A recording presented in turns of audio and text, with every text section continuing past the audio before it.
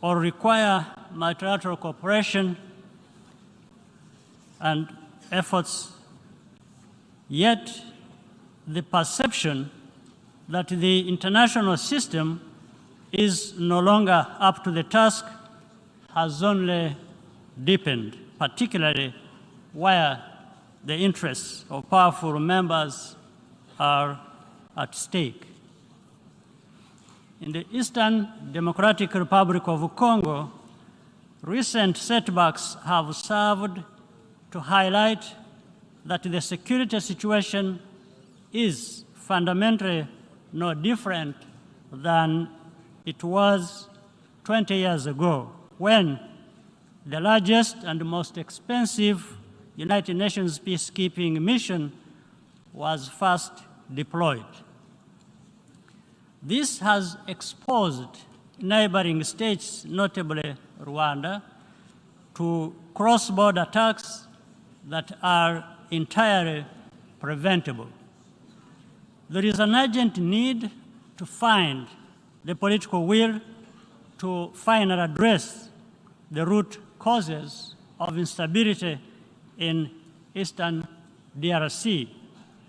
The blame game does not solve the problems. These challenges are not insurmountable, and solutions can be found. This would ultimately be much less costly in terms of both money and human lives.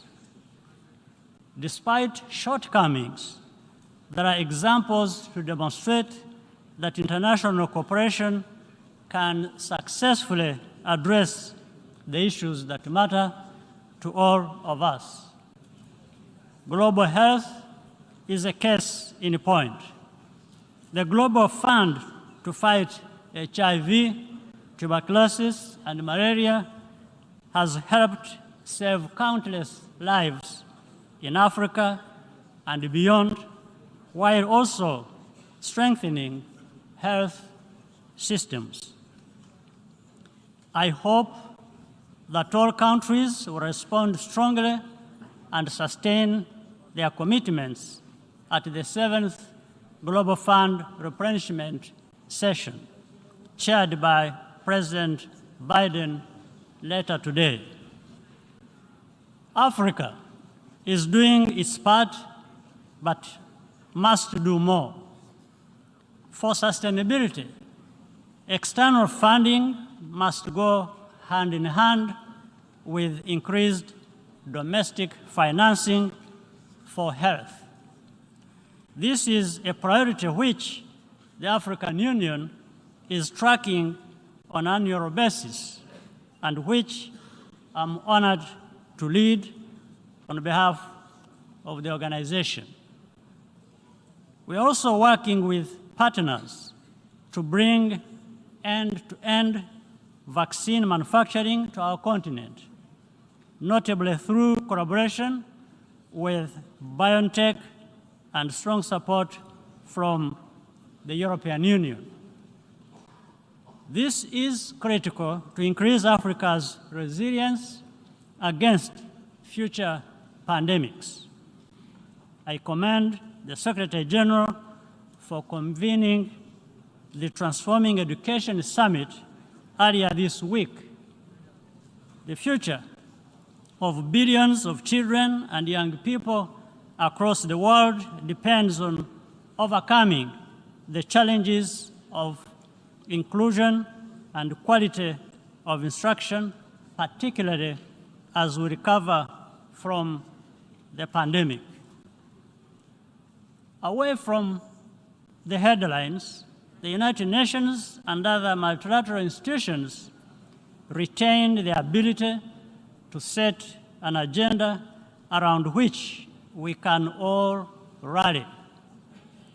At the recent Commonwealth Heads of Government meeting in Kigali, leaders adopted an ambitious program of action, including special instruments on living lands, sustainable urbanization, and child care protection, and reform.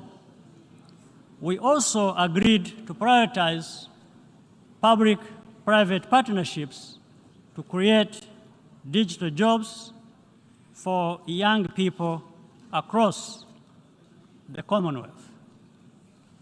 The future is digital, and transformation is happening now, as evidenced by ongoing work of the Broadband Commission for Sustainable Development and the Smart Africa Secretariat. High-quality digital jobs are a practical response to the underlying drivers of irregular migration by closing the human capital investment gap that separates high and low income countries. To ensure that the benefits are equally shared, we must continue investing equitably in emerging technologies such as artificial intelligence.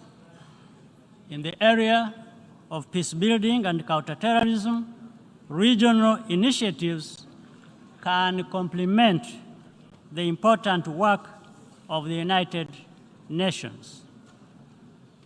Regional and bilateral initiatives have been proven to make a big difference, whether in the Central African Republic or the successful engagement to contain violent extremism in northern Mozambique, conducted by Rwanda and the Southern African Development Community. If this approach were tried properly in DRC, as proposed by the Nairobi process, it would make difference.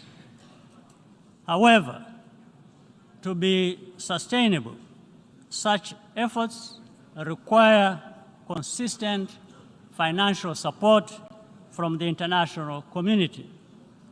A lot is at stake, and time is not on our side. We cannot anticipate or prevent every crisis, but we can be better prepared to react quickly and effectively when needed, especially if we work together. I thank you for your kind attention.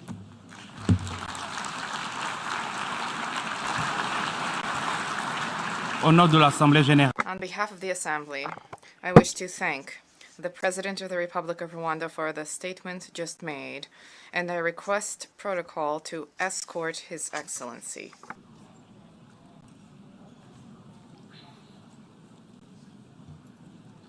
The Assembly will hear an address by His Excellency Sefik Zaferovic, Chair of the Presidency of Bosnia and Herzegovina. I request protocol to escort His Excellency. Au nom de l'Assemblée.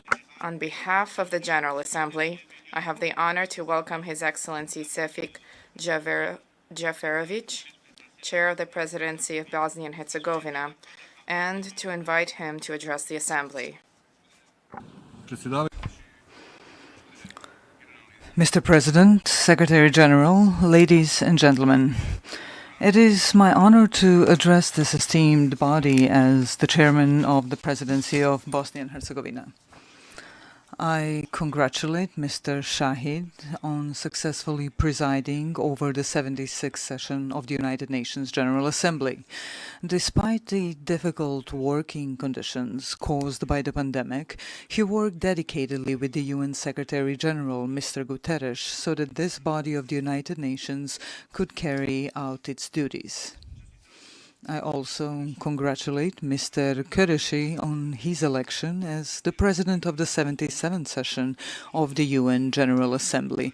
You can count on the support and cooperation of Bosnia and Herzegovina in ensuring the productive work of this body.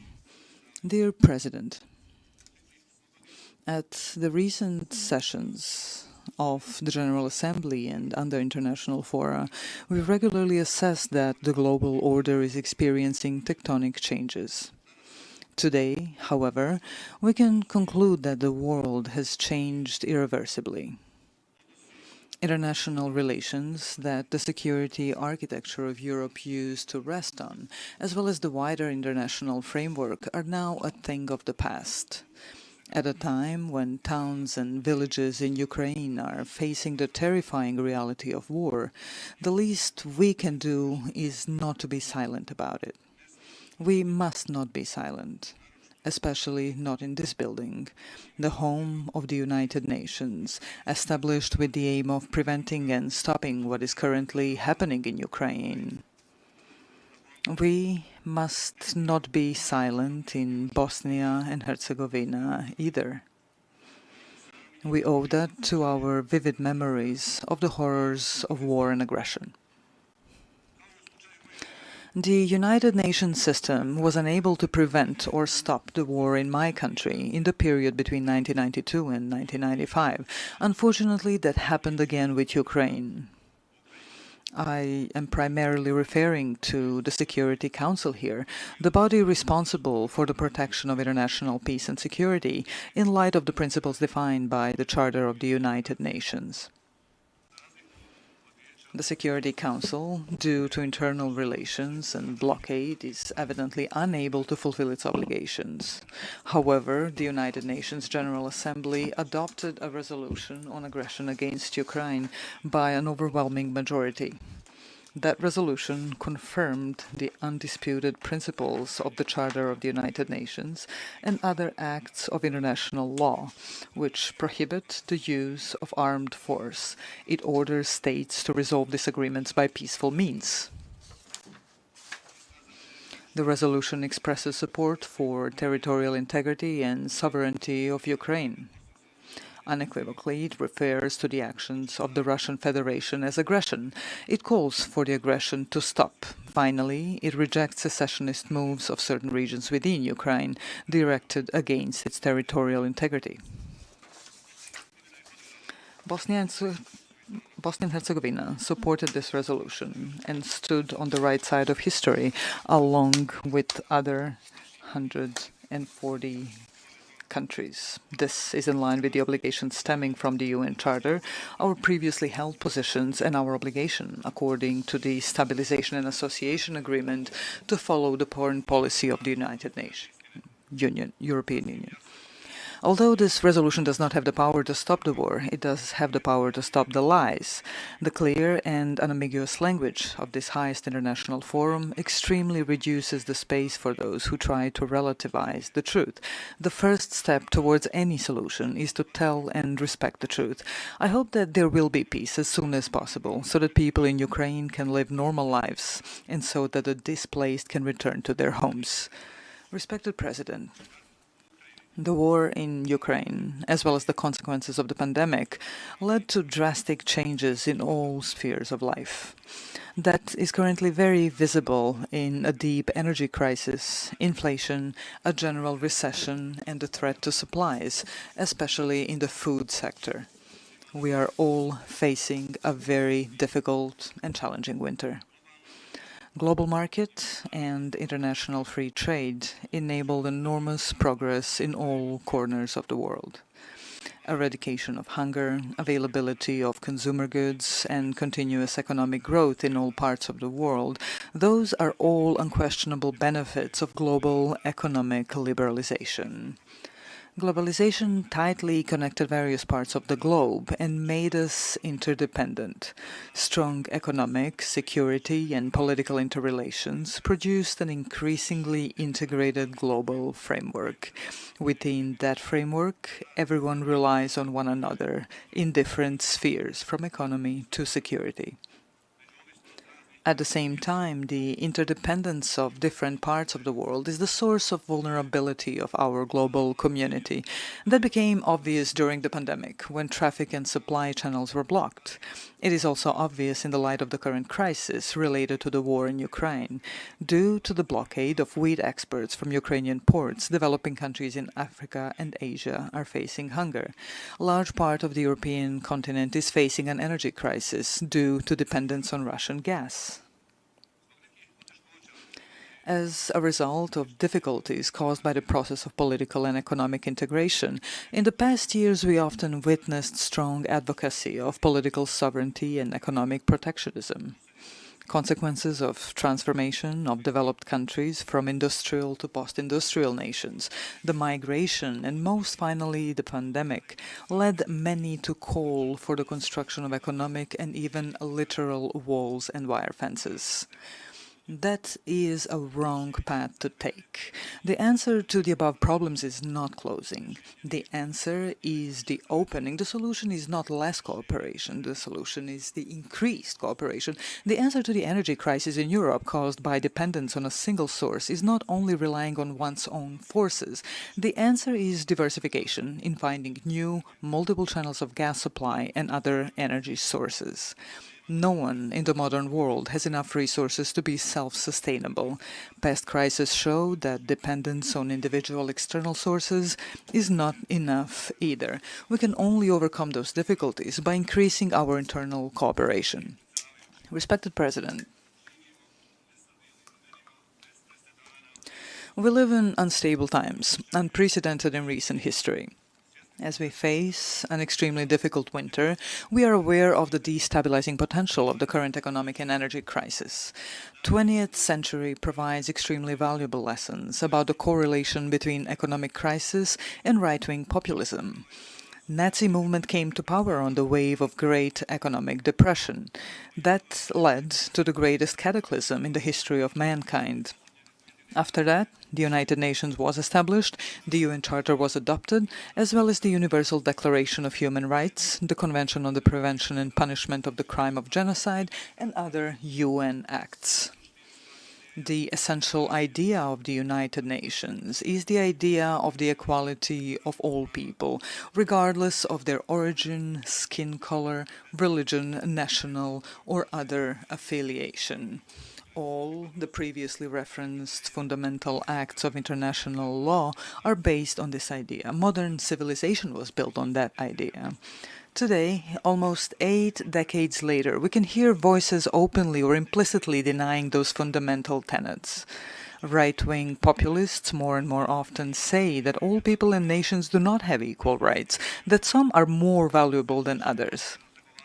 It is becoming increasingly frequent that they openly advocate the ideas of ethnic and racial supremacy and claim that domination and brute force are the only principles on which interpersonal and international relations can and should be structured.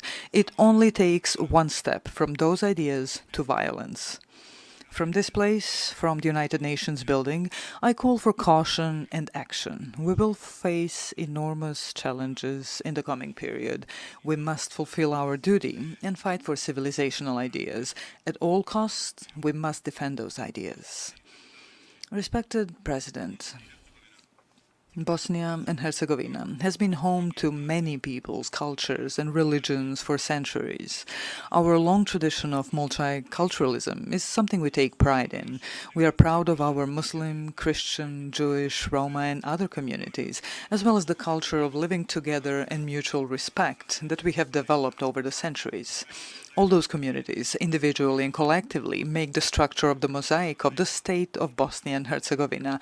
That is the way things are, and that is how things will remain.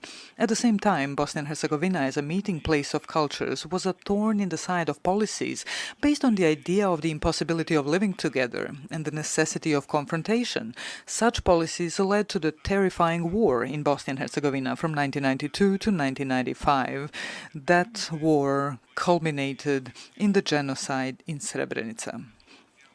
resolutions from that period adopted by the United Nations General Assembly and the Security Council, as well as the reports of the UN Secretary General and the judgments of the International Criminal Tribunal for the former Yugoslavia, qualified the war in Bosnia and Herzegovina as an international armed conflict in which neighboring countries participated.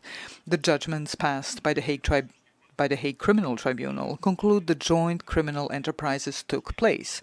The goal of those enterprises was the elimination of certain ethnic groups from parts of the territory of Bosnia and Herzegovina, so that those territories would ultimately be annexed to neighboring countries.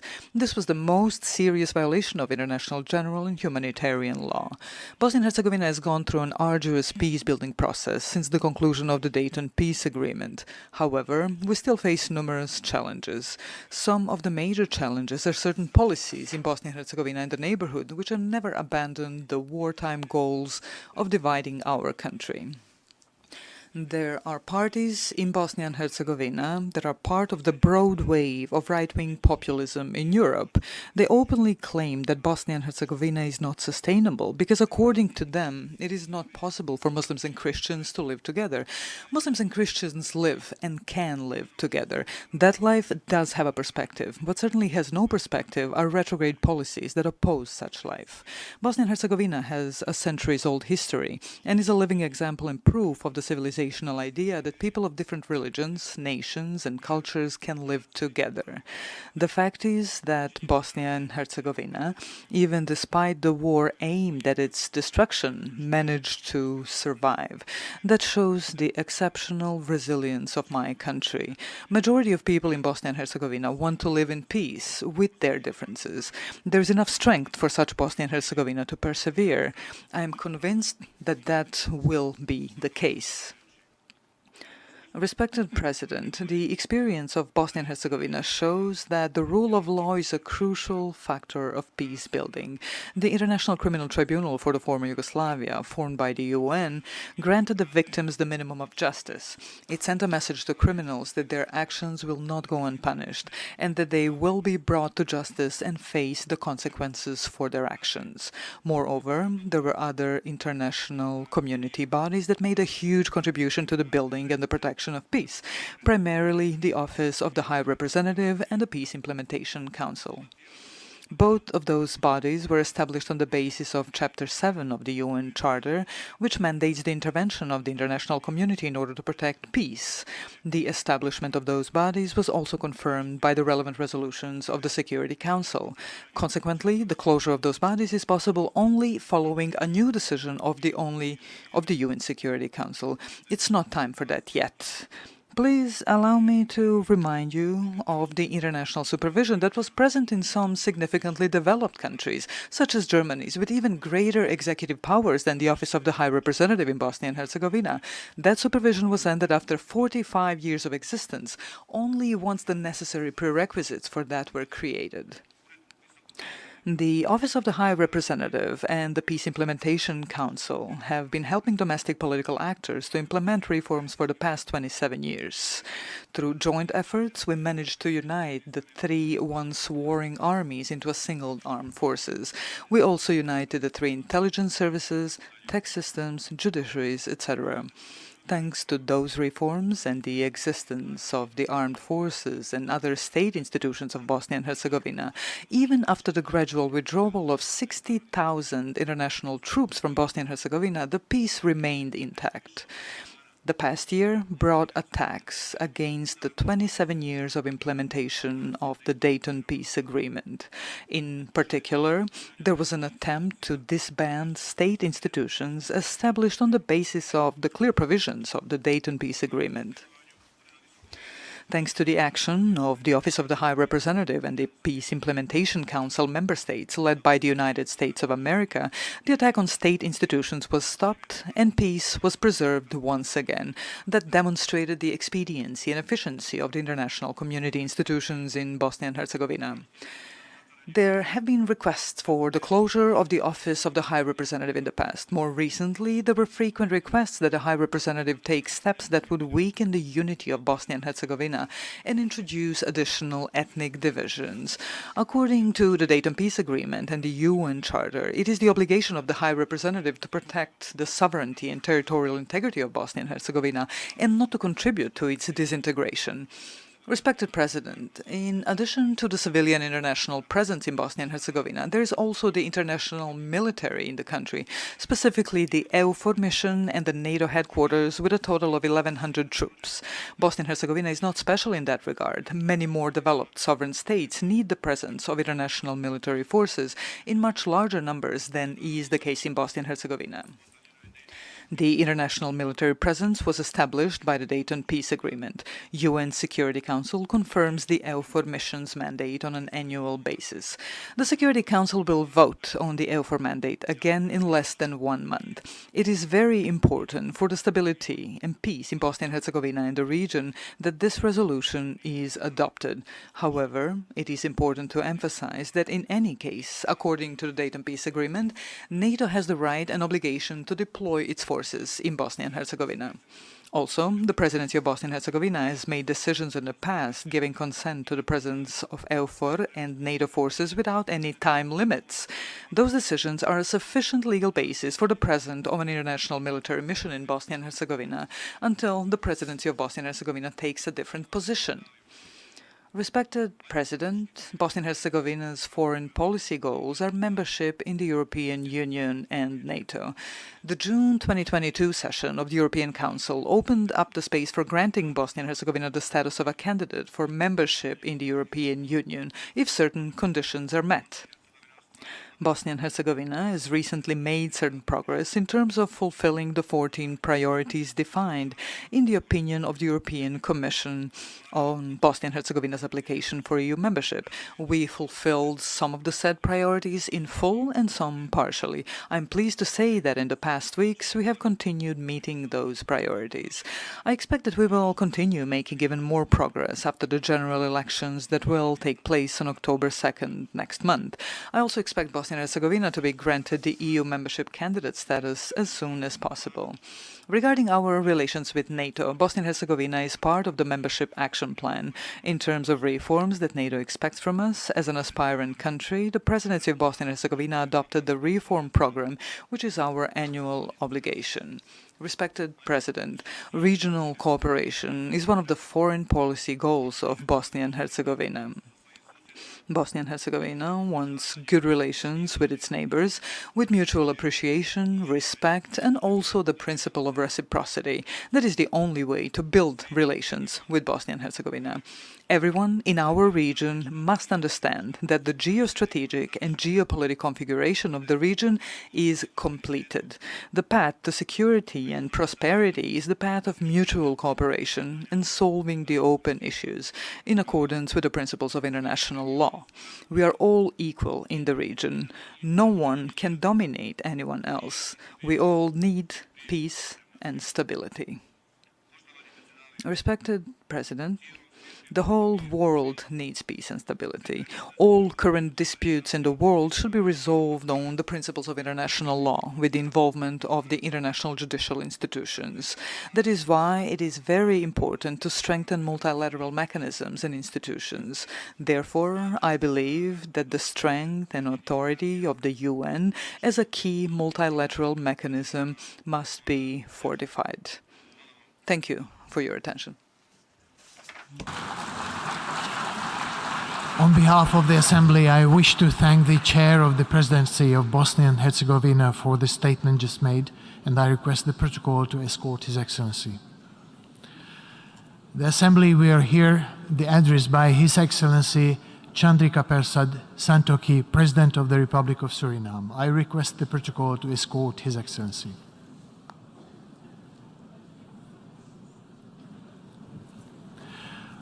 On behalf of the General Assembly, I have the honor to welcome His Excellency Chandrika Persad Santokhi, President of the Republic of Suriname, and to invite him to address the Assembly. Good morning, President, of the General Assembly, Xaba Korosi, Secretary General of the United Nations, Antonio Guterres, colleague heads, heads of delegations, ladies and gentlemen. Mr. President, I congratulate you on your election to preside over the 77th session of this august body, and I assure you of my country's full support during your presidency. Mr. President, at last year's general debate, I called on leaders to build a better world, a planet for those living today, but more so for those generations yet to come. So today, I would like to take you back to 1992, when Stephen Kulis Suzuki spoke at the United Nations Earth Summit in Rio de Janeiro. She appealed to everyone to help stop the destruction of the Earth's resources. And now, 2022, we are here. The current state of the world does not need another wake-up call. It is time for real action. And while some progress has been made, we have not yet been successful in overcoming the challenges. Meanwhile, the threats have been adding up. Economic recovery from the COVID-19 pandemic slowed. Worsening climate crisis with extreme weather events, biodiversity loss, and ecosystems collapse, increasing levels of poverty and hunger, and yes, a humanitarian crisis. The global community is faced with escalating consumer and fuel prices that have risen substantially, damaging living standards, particularly for the vulnerable.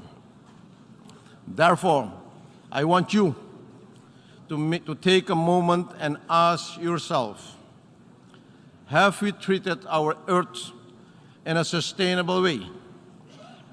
Are we better prepared for the next pandemic? Has access to climate financing improved? Have we addressed the root causes for the humanitarian crisis and unregulated migration? Have we ensured that the most vulnerable in our societies were lifted out of poverty and hunger? And have we provided for their needs? And we are taking enough actions together as one? Mr. President, Secretary General, colleague heads, we all can conclude that we are not ready and have not taken all the necessary measures. And as leader of my country, Suriname, a small country, one of only 3 carbon-negative countries in the world, I appeal to you today, let us uphold our firm commitment to international principles and international law by all when addressing the global challenges and threats. Today, I urge the United Nations to exert its important role and place in defense of these principles through meaningful dialogue and constructive engagement as tools. These developments will take us further from our shared objectives in 2030 Agenda for Sustainable Development and the promise of leaving no one behind. Mr. President, no country is immune to the climate crisis. Over the past months, Suriname has been affected by excessive rainfall, resulting in floods in many parts of the country. Due to the inflow of salt water, fertile agricultural land was adversely affected, causing economic loss and impacting food security and rural livelihoods.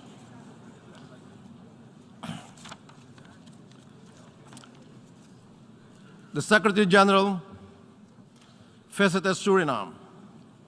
And during his visit in July this year, he witnessed firsthand the impact climate change, particularly the climate change effect on the low-lying coastal states. He lauded our nature-based solution, such as preserving mangroves, rainforests, and other essential ecosystems. And he stated, the Caribbean is ground zero for the global climate emergency. Mr. President, that is why it is time to act now. We have delivered the $100 billion commitment in climate finance for adaptation. As such, we call for support for a research agenda that will help the region understand the cost of climate change on sectors and economies.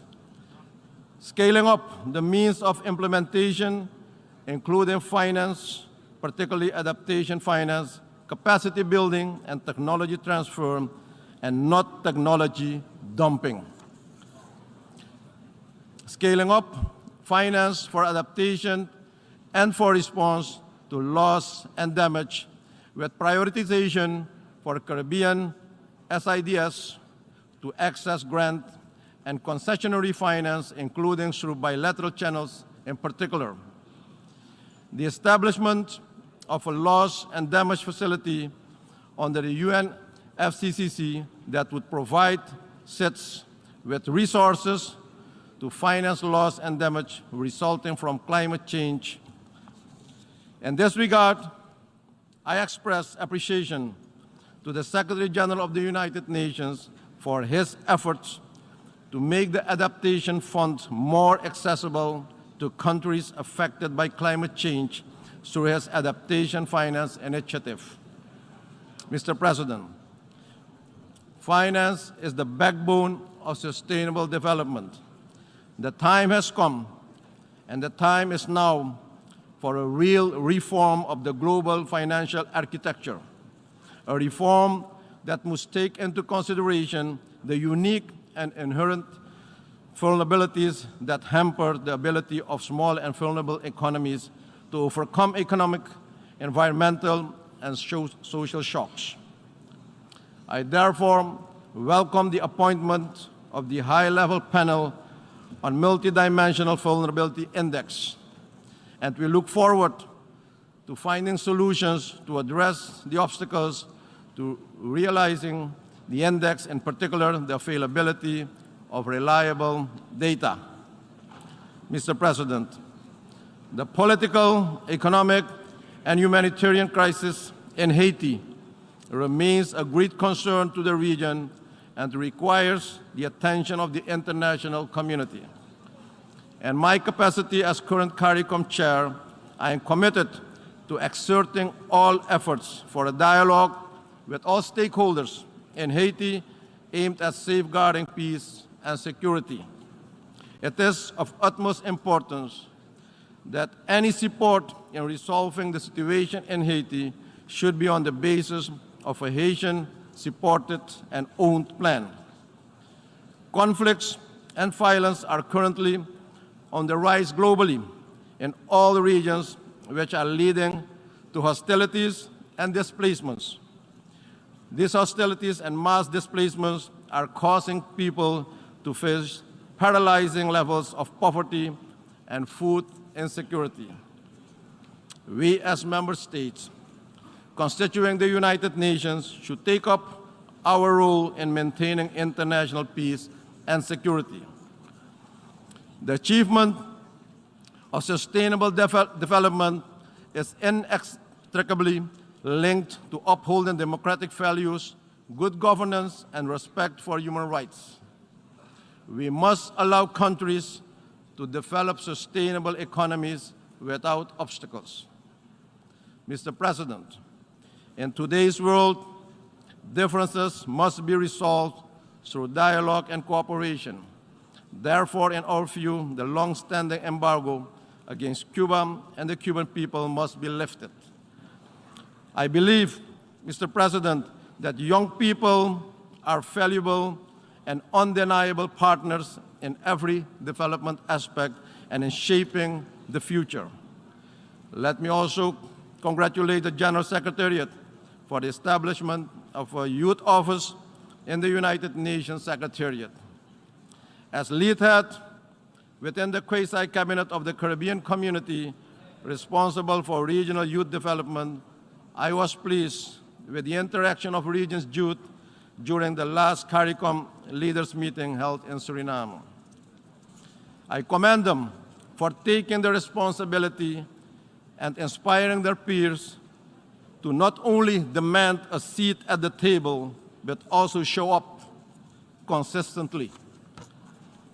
On my part, Mr. President, I have pledged 10 hectares of land in Suriname for setting up an innovative campus where students and startups from the region will be facilitated to conduct research and development studies.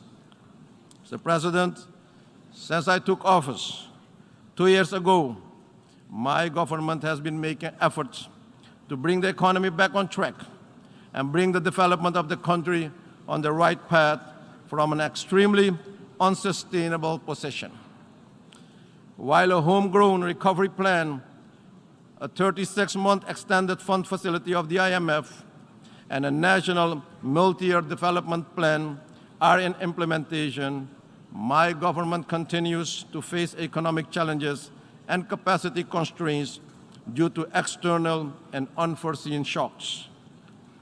Based on the impact of several crises and the measure to reform the economy, the population is going through the hardship now. Therefore, international support in this regard is of utmost importance. Mr. President, to avoid further hardships and to bring some relief to the population, we have taken a decision to re-engage with the IMF to consider where the program can be adjusted to implement the program based on the current realities in the world and to minimize the social costs of this program. We appreciate bilateral and multilateral partners who have expressed solidarity and have provided valuable support to my country and people during these challenging times. Additionally, our goal is to attract investment, to improve productivity and capital allocation, which are critical for growth and poverty reduction. In conclusion, Mr. President, Secretary General, colleague heads, effective and consensus-based multilateralism is the only option for solving the interlocking challenges our world faces today. National solutions to resolve global problems have time and again proven to be ineffective and at times dangerous. Through global solutions with adapted local or national implementation, we should achieve the future we want. Mr. President, ladies and gentlemen, together we can, together we will, together we have, and together we are stronger. I thank you, and may God bless you all. Thank you. On behalf of the Assembly, I wish to thank the President of the Republic of Suriname for the statement just made, and I request the protocol to escort His Excellency. The Assembly will hear an address by His Excellency Joseph R. Biden, Jr., President of the United States of America. I request the protocol to escort His Excellency.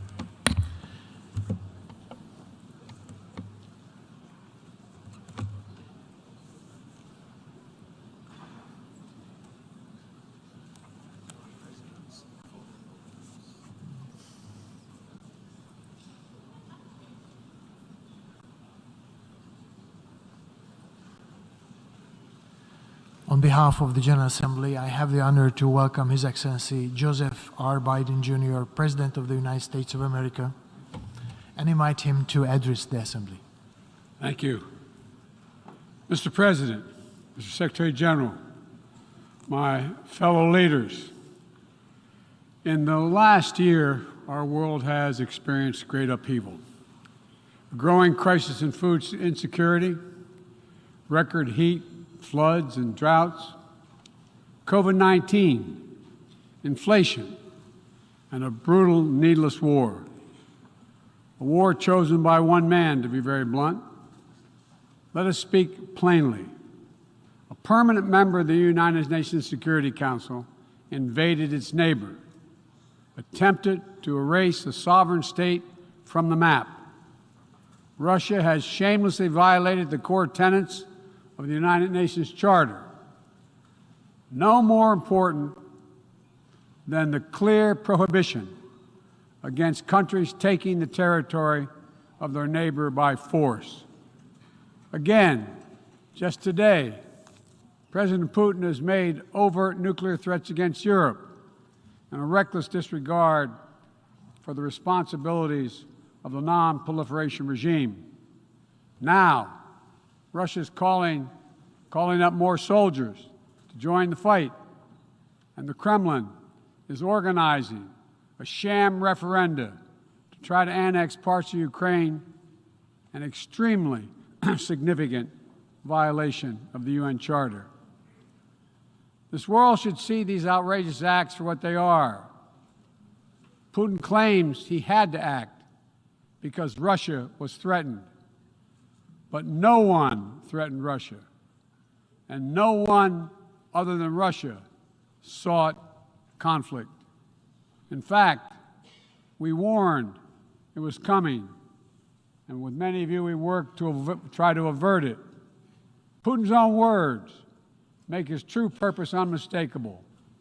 Just before he invaded, Putin asserted, and I quote, "Ukraine was created by Russia and never had, quote, real statehood." And now we see attacks on schools, railway stations, hospitals, on centers of Ukrainian history and culture. In the past, even more horrifying evidence of Russia's atrocity and war crimes. Mass graves uncovered in Izium, bodies, according to those who excavated those bodies, showing signs of torture. This war is about extinguishing Ukraine's right to exist as a state, plain and simple, and Ukraine's right to exist as a people. Whoever you are, wherever you live, whatever you believe, that should make your blood run cold. That's why 141 nations in the General Assembly came together and to unequivocally condemn Russia's war against Ukraine. The United States has marshaled massive levels of security assistance and humanitarian aid and direct economic support for Ukraine. More than $25 billion to date. Our allies and partners around the world have stepped up as well.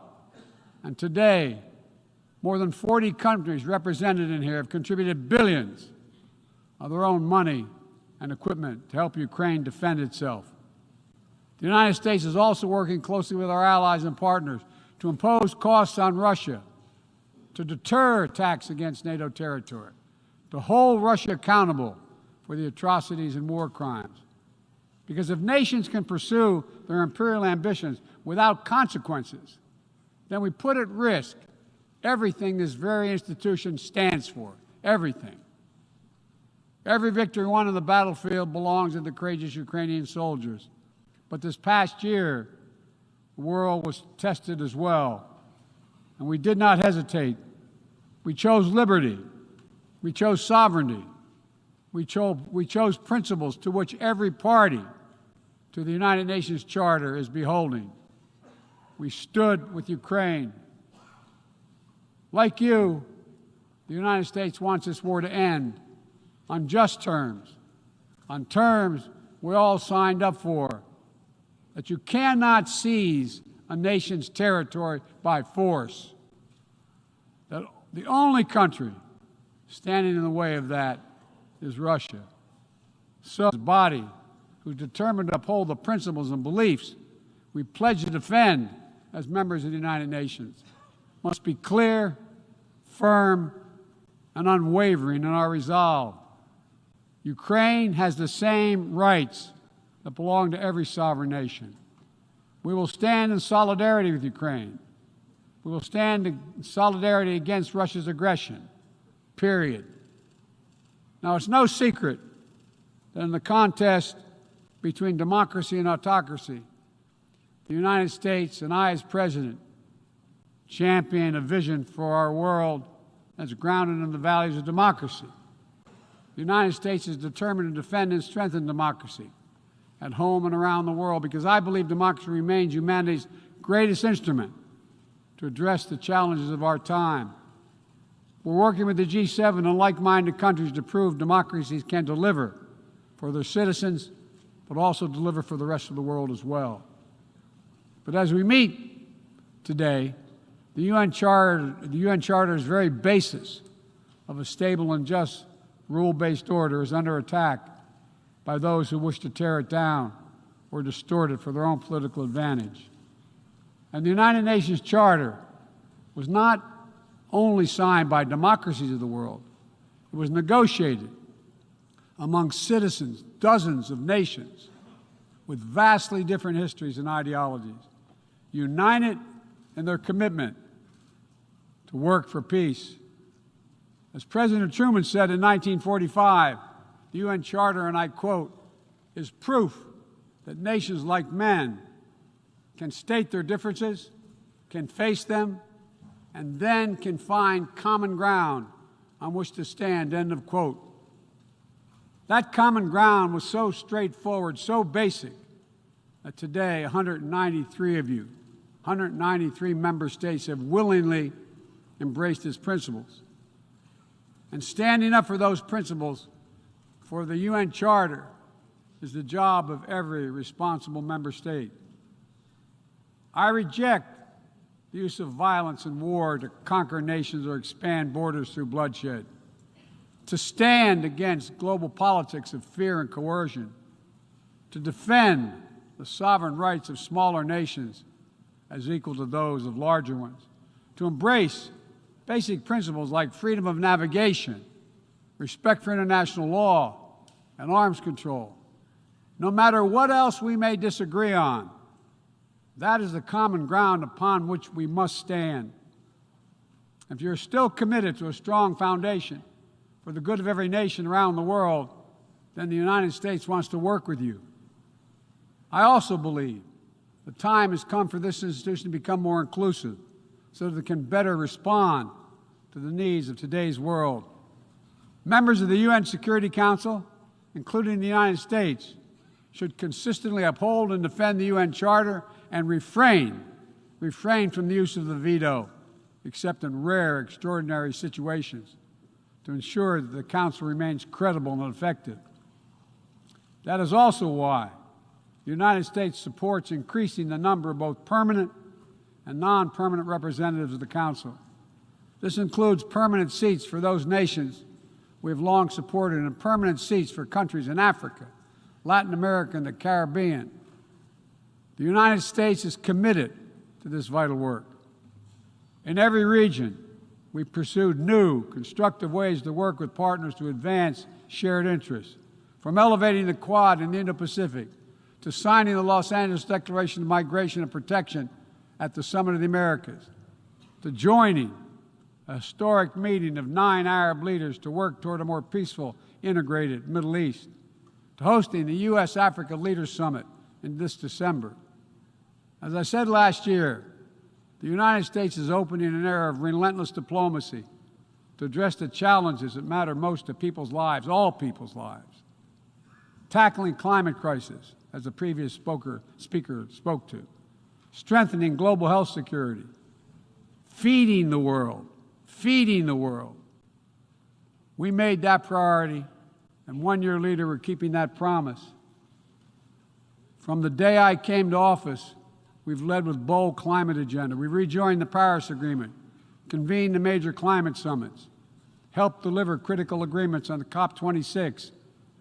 We helped get 2/3 of the world's GDP on track to limit warming to 1.5 degrees Celsius. And now, I've signed a historic piece of legislation here in the United States that includes the biggest, most important climate commitment we have ever made in the history of our country, $369 billion toward climate change. That includes tens of billions in new investments in offshore wind and solar, doubling down on zero-emission vehicles, increasing energy efficiency, supporting clean manufacturing. Our Department of Energy estimates that this new law will reduce U.S. emissions by 1 gigaton a year by 2030, while unleashing a new era of clean energy-powered economic growth. Our investments will also help reduce the cost of developing clean energy technologies worldwide, not just in the United States. This is a global game changer, and none too soon. We don't have much time. We all know we're already living in a climate crisis. No one seems to doubt it after this past year. Much of Pakistan is still underwater, needs help. Meanwhile, the Horn of Africa faces unprecedented drought. Families are facing impossible choices, choosing which child to feed and wondering whether they'll survive. This is the human cost of climate change, and it's growing, not lessening. So, as I announced last year, to meet our global responsibility, my administration is working with our Congress to deliver more than $11 billion a year to international climate finance, to help lower-income countries implement their climate goals and ensure a just energy transition. The key part of that will be our PEPFAR plan, which will help 500 million people in especially vulnerable countries adapt to the impacts of climate change and build resilience. This need is enormous. So let this be the moment we find within ourselves the will to turn back the tide of climate devastation, and unlock a resilient, sustainable, clean energy economy to preserve our planet. On global health, we've delivered more than 620 million doses of COVID-19 vaccine to 116 countries around the world, with more available to help meet countries' needs. All free of charge, no strings attached, and we're working closely with the G20 and other countries in the United States help lead the change to establish a groundbreaking new fund for pandemic prevention, preparedness, and response at the World Bank. At the same time, we've continued to advance the ball on enduring global health challenges. Later today, I'll host the 7th Replenishment Conference for the Global Fund to fight AIDS, tuberculosis, and malaria. With bipartisan support in our Congress, I have pledged to contribute up to $6 billion to that effort. So I look forward to welcoming a historic round of pledges at the conference, resulting in one of the largest global health fundraisers ever held in all history. We're also taking down the food crisis head on, with as many as 193 million people around the world experience acute food insecurity, a jump of 40 million in a year. Today I'm announcing another $2.9 billion in U.S. support for life-saving humanitarian and food security assistance for this year alone. Russia, in the meantime, is pumping out lies, trying to pin the blame for the crisis, the food crisis, on the sanctions imposed by many in the world for the aggression against Ukraine. So let me be perfectly clear about something. Our sanctions explicitly allow Russia the ability to export food and fertilizer. No limitation. It's Russia's war that is worsening food insecurity, and only Russia can end it. I'm grateful for the work here at the UN, including your leadership, Mr. Secretary General, establishing a mechanism to export grain from Black Sea ports in Ukraine that Russia had blocked for months, and we need to make sure it's extended. We believe strongly in the need to feed the world. That's why the United States is the world's largest supporter of the World Food Program, with more than 40% of its budget. We're the leading support of the UNICEF efforts to feed children around the world. To take on a larger challenge of food insecurity, the United States introduced a call to action, a roadmap eliminating global food insecurity, that more than 100 nation member states have already supported. In June, the G7 announced more than $4.5 billion to strengthen food security around the world through USAID's Feed the Future initiative. The United States is scaling up innovative ways to get drought and heat-resistant seeds into the hands of farmers who need them, while distributing fertilizer and improving fertilizer efficiency so that farmers can grow more while using less. And we're calling on all countries to refrain from banning food exports or hoarding grain while so many people are suffering. Because in every country in the world, no matter what else divides us, if parents cannot feed their children, nothing else matters. If parents cannot feed their children. As we look to the future, we're working with our partners to update and create rules of the road for new challenges we face in the 21st century. We launched the Trade and Technology Council with the European Union to ensure that key technologies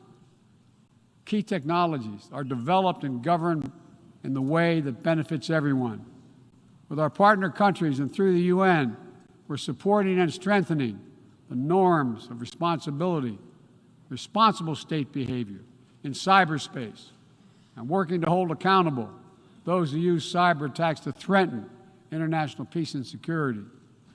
With partners in the Americas, Africa, Europe, and the Middle East, and the Indo-Pacific, we're working to build a new economic ecosystem where every nation gets a fair shot, and economic growth is resilient, sustainable, and shared. That's why the United States has championed a global minimum tax, and we will work to see it implemented so major corporations pay their fair share everywhere. It's also been the idea behind the Indo-Pacific Economic Framework, which the United States launched this year with 13 other Indo-Pacific economies.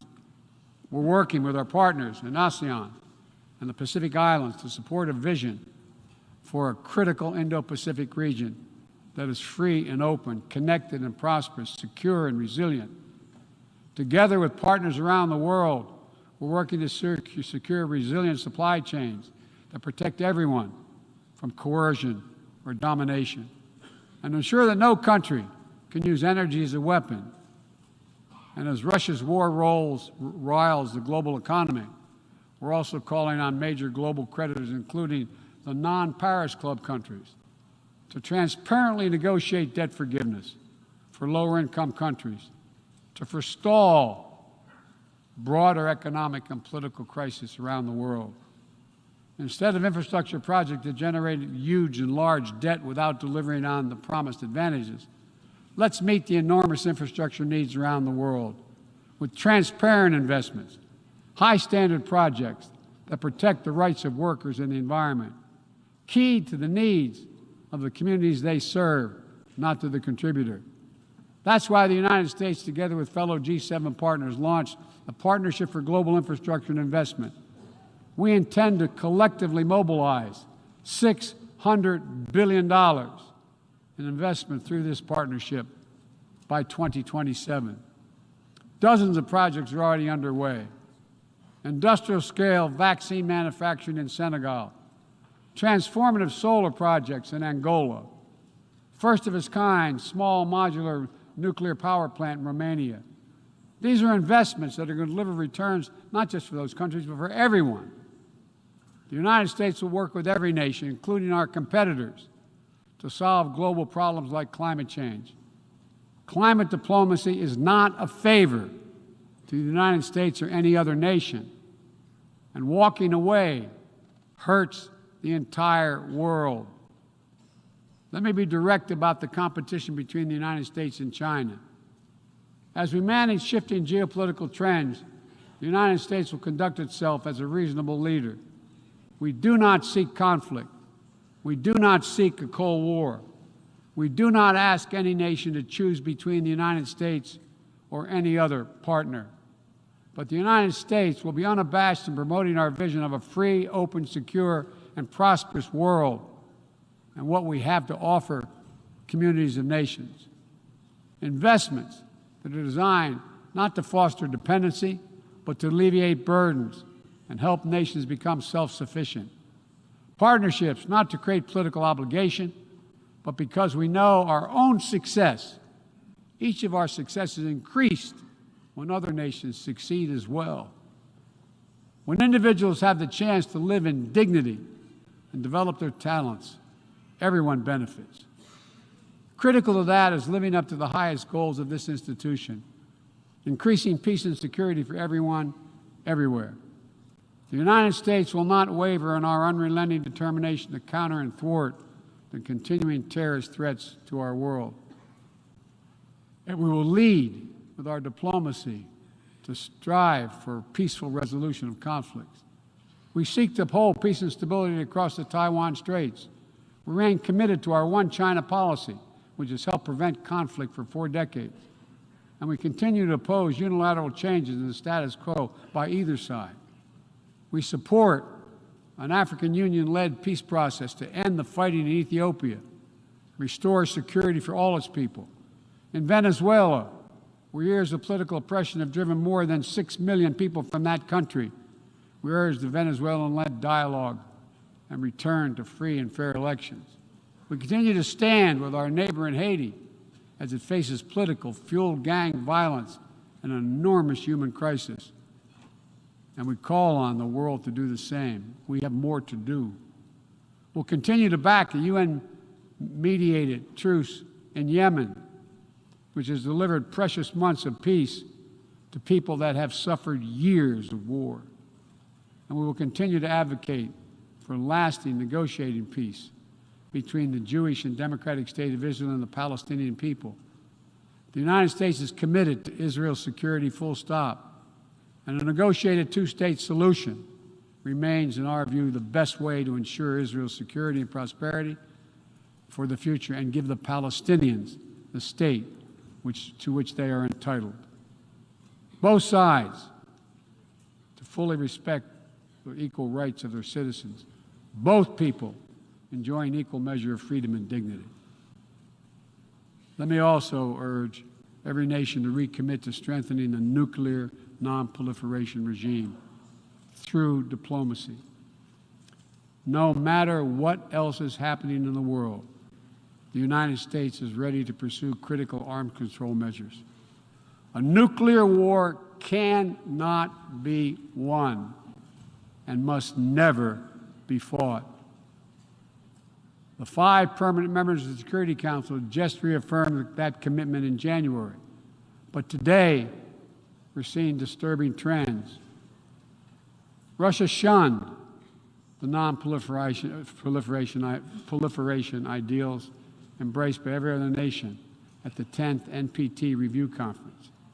And again today, as I said, they're making irresponsible nuclear threats to use nuclear weapons.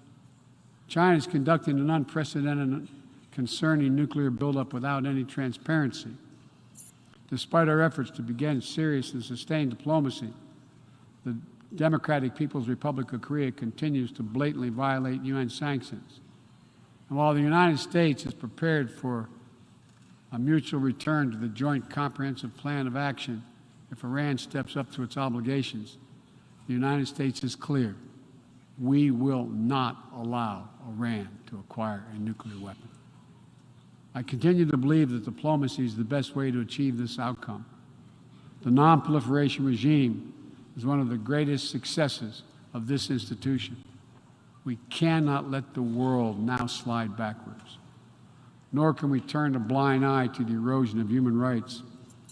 Perhaps singular among this body's achievements stands the Universal Declaration of Human Rights, which is the standard by which our forebears challenged us to measure ourselves. They made clear in 1948, human rights are the basis for all that we seek to achieve. And yet today, in 2022, fundamental freedoms are at risk in every part of our world, from the violations in Xinjiang, detailed recent reports by the Office of UN U.S. reports detailing by the U.S. High Commissioner, to the horrible abuses against pro-democracy activists and ethnic minorities by the military regime in Burma, to the increased repression of women and girls by the Taliban in Afghanistan. And today, we stand with the brave citizens and the brave women of Iran who right now are demonstrating to secure their basic rights. But here's what I know. The future will be won by those countries that unleash the full potential of their populations, where women and girls can exercise equal rights, including basic reproductive rights, and contribute fully to building a stronger economies and more resilient societies, where religious and ethnic minorities can live their lives without harassment and contribute to the fabric of their communities, where the LGBTQ plus community, individuals, live and love freely without being targeted with violence, where citizens can question and criticize their leaders without fear of reprisal. The United States will always promote human rights and the values enshrined in the UN Charter in our own country and around the world. Let me end with this. This institution, guided by the UN Charter and the Universal Declaration of Human Rights, is at its core an act of dauntless hope. Let me say that again. It's an act of dauntless hope. Think about the vision of those first delegates who undertook a seemingly impossible task while the world was still smoldering. Think about how divided the people of the world must have felt with the fresh grief of millions dead, the genocidal horrors of the Holocaust exposed. They had every right to believe only the worst of humanity. Instead, they reached for what was best in all of us, and they strove to build something better. Enduring peace, comity among nations, equal rights for every member of the human family, cooperation for the advancement of all humankind. My fellow leaders, the challenges we face today are great indeed, but our capacity is greater. Our commitment must be greater still. So let's stand together to again declare the unmistakable resolve that nations of the world are united still, that we stand for the values of the UN Charter, that we still believe by working together we can bend the arc of history toward a freer and more just world for all our children, although none of us have fully achieved it. We're not passive witnesses to history. We are the authors of history. We can do this. We have to do it for ourselves and for our future, for humankind. Thank you for your tolerance, for listening to me. I appreciate it very much. God bless you all. On behalf of the General Assembly, I wish to thank the President of the United States of America for the statement just made, and I request the protocol to escort His Excellency. May I request representatives to remain seated while we suspend the meeting for 5 minutes before resuming to hear the next speaker.